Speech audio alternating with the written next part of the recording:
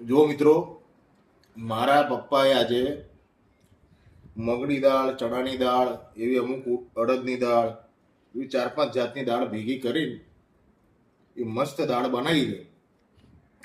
અને મારી વાલીએ બનાવી છે દહીંની તિખારી.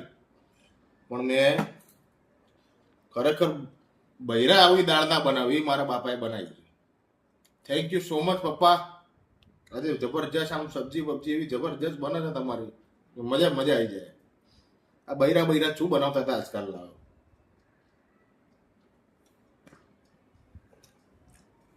હજુ વધારે આગળ બોલો ને. ચલો બાય, ફોલો કરી દેજો. હવે સપોર્ટ કરજો બાપા. થોડુંક આમ સોશિયલ મીડિયાની અંદર આવવું છે અને ઘણું બધું આગળ વધવું છે. અને ખરેખર અત્યારે તો હું ટેક્સી ચલાવું છું અને હવે જઈશ ગાડી લઈને. અને લાઈક કરજો, શેર કરજો, સપોર્ટ કરજો.